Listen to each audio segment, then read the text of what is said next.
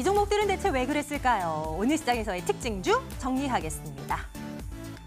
수소차 관련주요. 매일 똑같은 얘기를 하는 것 같아서 오늘은 이거 빼야 되나 했는데 얘기를 안 할 수 없게끔 관련주들이 만들어버리네요. 지금 성창 오토떼기 상한가, 대우부품 상한가, 그 외 종목군들도 상당수의 종목군들이 상한가 부근까지 직행한 수소차 관련주들이 많습니다. 이 정부가 내놓은 이 수소 경제 활성화 로드맵 이거 나오자마자 또 한 번의 가속 페달을 왕 밟고 있는 관련주들인데요. 이 시세 대체 어디까지 갈까요? 오늘 시장에서 정말 강한 수소차 관련주 흐름 쭉 한번 확인하고 가시겠습니다. 자, 자동차 부품주로 이어가 볼까요? 수소차 관련한 열풍요 여기서도 불고 있습니다. 새로운 자동차가 미래형 자동차가 나온다고 하는데 그게 전기차든 수소차든 자동차 부품이 얼마나 많이 필요하겠어요. 연료 탱크, 수소 탱크, 전동 컴프레서, 산소 공급 장치 등등 다양한 부품들이 많이 필요할 것이다라는 얘기들 나오고 자동차 부품주들도 튀어 올라가고 있죠. 그 가운데 이제 또 성창 오토텍이 또 이제 보이고 있는 거고요. 자, 다음 보겠습니다. 이번에는 셀트리온 삼형제요. 한동안 참 부진했습니다. 이번 주 내내 울상이었던 것 같아요. 근데 오늘은 일제히 반등이 나옵니다. 한 3% 안팎 정도의 나란히 상승세를 보여주고 있는 건데요. 셀트리온의 바이오시밀러 트룩시마와 관련한 국내 특허 항소심에서 승소했다는 소식 있고요. 오늘은 그래도 조금 올라서면서 코스닥 시장을 이끌고 있는 모습도 확인되고 있습니다. 이번 달 들어서 파트론의 움직임이 나쁘지가 않습니다. 오늘은 5% 넘는 상승으로 뻗어나가고 있는 상황 확인이 되고 있네요. 카메라 사업부의 영업이익이 괜찮았을 것이다라는 얘기들이 나오고 있는데요. 수급도 양호합니다. 외국인 투자자들, 기관 투자자들 최근 며칠간 계속 동반해서 사자 행진을 보여주고 있는 파트론의 움직임도 확인을 해봅니다. 서울반도체 쪽에서도 특허 소송에서 승소했다는 이슈가 있었어요. 미국에서 진행된 LED 특허 소송에서 승소를 했고 1호 발판 이제 삼아서 미국 제품에 들어가는 LED 이거 상당 부분이 서울반도체 것이 탑재될 가능성이 점쳐지고 있습니다. 주가는 많이 올라가네요. 8% 가까운 상승 기록되고 있고요. 오늘까지 5일 연속의 상승세 기록이 되고 있습니다. 게임주 하나 보겠습니다. NC소프트도 지금 3% 넘는 상승 유지를 하고 있는데요. 올 상반기에 신작 내놓을 것으로 보입니다. 리니지 M 버전이요. 지난해 연말이었던가요? 넷마블의 블레이드 앤 소울 출시되고 난 이후에도 리니지 모바일의 매출은 끄떡이 없었습니다. 그런데 이런 후기작이 이제 나온다는 거죠. 리니지 2 모바일 버전이요. 이 회사의 개발력이나 운영 능력 봤을 때 이 신작도 문제 없을 것이라는 분석, 기대감 몰리고 있는데요. 괜찮게 볼까요? 챙겨보도록 하겠습니다. 테스 보겠습니다. 오늘 공급 계약 소식 전하고 있네요. 삼성전자와 반도체 제조 장비 158억 규모의 공급 계약 맺었다는 소식 전해지고 있습니다. 이 종목의 차트를 나중에 이제 잠시 뒤에 보겠지만 정말 경악스럽습니다. 지난해 바닥 모르고 계속 떨어졌습니다. 1년 내도록이요. 실적이 안 좋았느냐? 업황 대비한다면 그렇게까지도 아닙니다. 나름 선방했다라고 볼 수 있는 매출의 영업이익을 확인할 수 있는데 왜 이렇게 빠진 걸까요? 이제는 담아도 될런지 테스 확인해 보도록 하겠습니다. 네, 오늘 종목에 대한 이야기요. AI 인베스트먼트 오현진 팀장과 함께 말씀 나누겠습니다. 팀장님 어서 오세요. 네, 안녕하세요.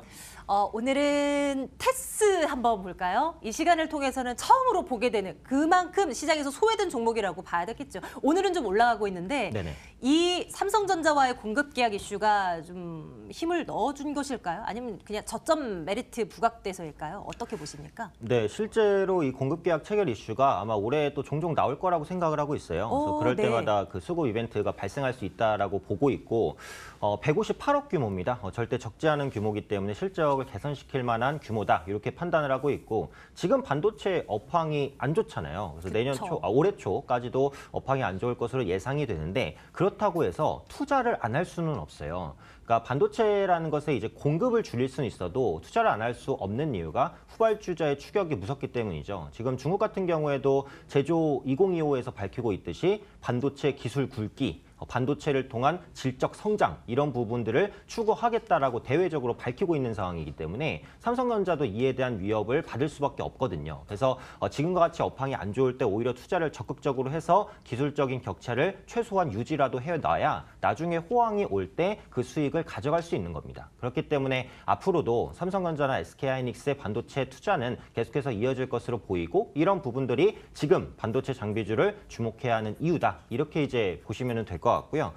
4차 산업 관련한 신규 반도체 수요도 올해는 좀 증가할 수도 있겠죠. 그래서 그런 부분에 대한 선제적인 투자 가능성이 있고 작년에 삼성전자가 3년간 반도체 부분에 180조를 투자하겠다고 밝혔습니다. 그랬었죠. 네, 네. 180조는 말이 180조지 거의 상상할 수 없을 만큼 엄청난 금액이거든요. 맞아요. 1조라고 생각해도 감이 잘 안 오는데 이게 180조까지 가는 거잖아요. 그렇죠. 요거를 제가 감이 오게 한번 설명을 드리면 100층짜리 네. 초고층 빌딩 있잖아요. 100층. 그거를 이제 건설하는데 2, 3주 정도가 들어요. 네. 그러니까 그것을 이제 한 50개? 네, 이 정도까지는 뭐 건설할 수 있는 금액이다. 이 정도로 오. 이제 생각을 해보시면 이게 얼마나 큰 금액인지 상상이 되실 것 같아요. 네, 그래서 네. 그런 부분에 따른 수혜는 반도체 장비주가 가져갈 수 있다. 그런데 그동안 워낙에 밀렸었던 것은 결국은 IT주가 밀리기 때문이에요. 그러면 업황의 분위기상 어쩔 수가 없습니다. 근데 최근에 보시면 IT 대형주들 바닥 짚고 올라오죠. 그리고 이번 주에 보시면 주초에 IT 부품주들이 올라왔어요. 네. 그리고 네. 오늘 보시면 반도체 장비주들이 전체적으로 올라옵니다. 그러니까 어떻게 보면은 트렌드의 흐름이에요. IT주도 대형주에서 부품주에서 장비주로 순환매가 돌고 있다고 생각을 하고 있기 때문에 그런 관점에서도 수급이 유입될 가능성이 있다라고 판단을 하고요. 지금 IT 장비주는 대부분 저평가입니다. 테스 같은 경우에도 올해 기준으로 PER이 7배가 안 될 것으로 보여지고 있어요. 그래서 저점 매력 충분하고 최근 시장의 트렌드가 낙폭과대주로 수급이 유입되는 것이다 라고 봤을 때는 현재 위치에서는 좀 좋은 점수를 줄 수 있는 종목이 아닐까 판단하고 있습니다. 그럼 투자 의견 좋아요 도장 찍고요. 차트 한번 살펴볼게요. 이게 지난해 정도였던 거 4만 원 정도 하지 않았었어요? 그렇죠. 이제 주가가 좋을 때 최고가 43,000원까지도 갔었는데 거의 뭐 3분의 1 토막 이상이 났다고 보시면 될 것 같아요.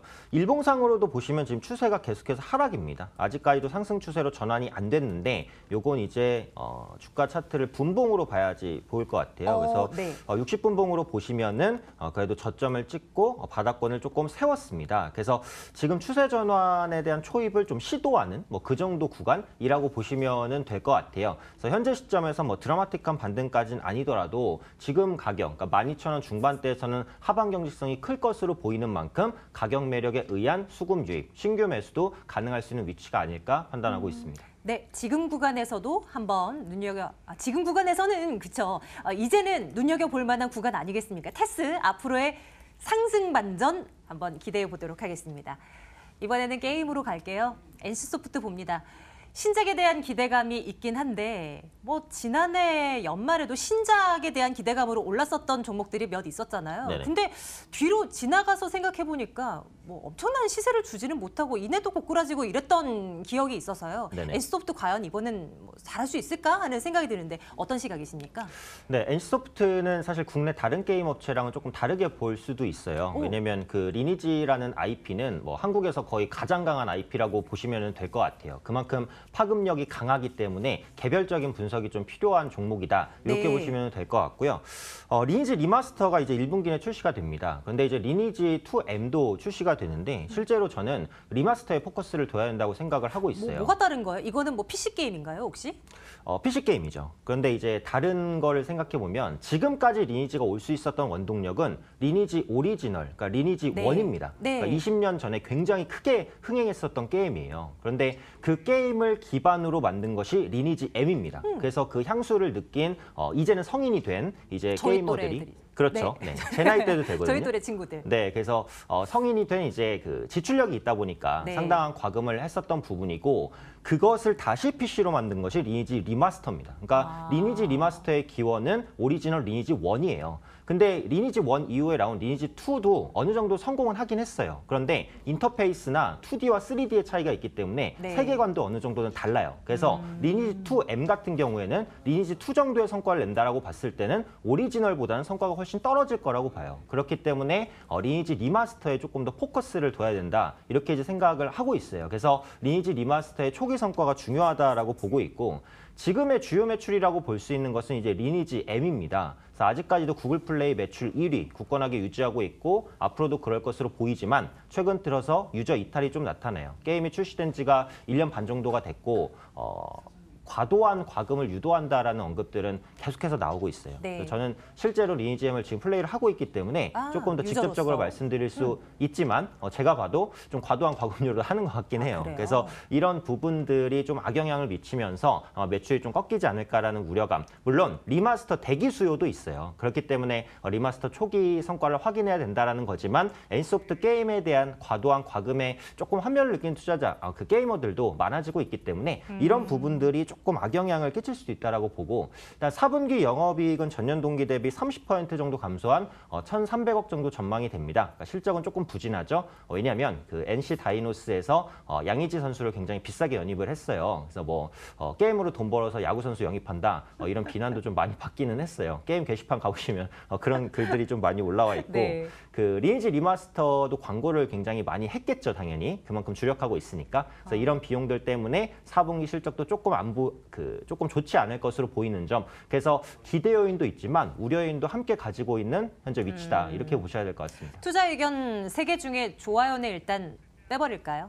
네, 그래서 투자 의견 이제 글쎄요로 드려야 될 것 같아요. 리니지 IP가 너무 강력하기 때문에 리니지 리마스터에 대한 기대감을 아예 가지지 않을 수는 없겠는데, 근데 또 주가도 차트를 보시면 낮은 위치는 또 아니잖아요. 이런 부분에 대한 그렇죠. 기대감 가졌고 네. 지금의 핵심 매출은 누가 뭐래도 리니지 M이에요. 근데 리니지 M의 매출이 꺾일 수 있는 가능성들을 생각해 보신다면 지금 관점에서 매수에 임하기에는 조금 부담스러운 위치가 아닐까 생각합니다. 네.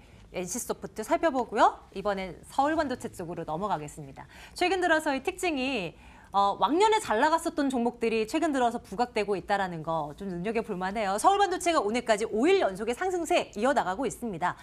앞으로는 어떨까요? 올 한 해는 어떨까요? 점쳐주세요. 일단 업황은 괜찮을 것 같아요. 그러니까 서울반도체가 LED 조명을 생산하는 업체인데 이게 그동안 계속해서 좀 안 좋았었던 부분이 중국발 공급 과잉입니다. 그래서 중국에서 LCD, LED를 저가에 굉장히 많이 찍어냈었단 말이에요. 그래서 그런 부분들이 가격 반등을 어렵게 했습니다. 그런데 작년부터 중국의 그 LED 업체도 자체적인 구조 조정을 좀 했어요. 그러면서 공급 과잉이 점차 완화되고 있는 구간이고 수요가 크게 회복되기는 사실 올해도 어려워요. 그런데 공급이 줄어들기 때문에 어찌되었던 간에 업황은 개선되는 것이다. 이렇게 봐주시면 좋을 것 같고요.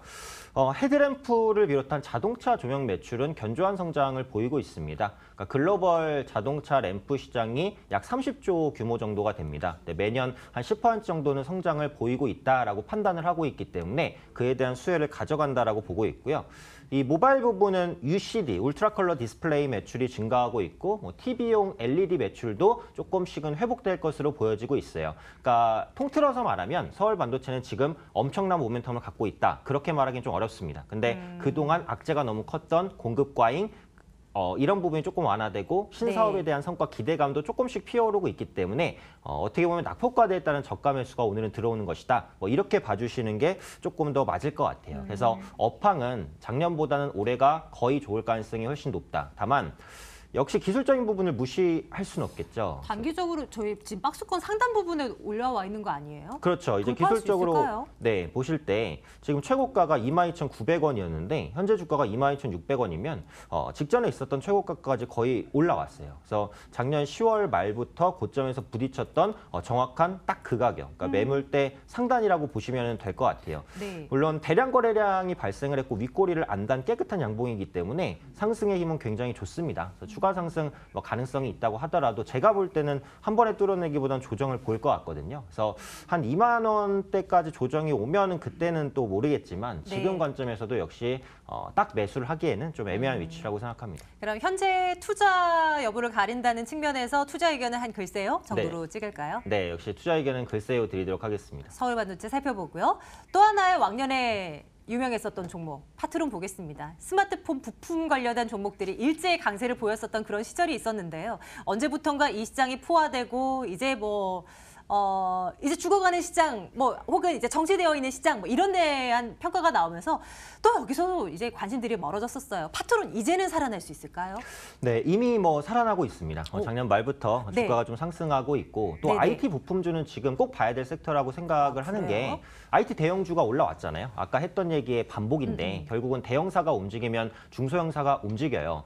뭐 이건 좀 다른 얘기지만 최근에 전기차랑 자율주행차라든지 아니면은 뭐 특히 수소차 이런 관련주들이 굉장히 강하잖아요. 네. 그게 강할 수 있었던, 그러니까 지금처럼 폭발적으로 강할 수 있었던 것은 완성차의 반등이 있었기 때문이라는 생각도 일단 들어요. 그러니까 지금 현대 기아차가 올라오지 못했으면 수소차, 전기차 관련주가 지금까지 올라왔을까라는 의문이 있거든요. 그러니까 업황이라는 것은 어쨌든 같이 움직입니다. 그렇기 때문에 IT 대형주가 움직였으면 IT 부품주 그리고 장비주 순차적으로 움직일 수 있다는 것을 항상 머릿속에 그리셔야 이제 투자를 하시는 데 도움이 된다라고 생각이 들고요.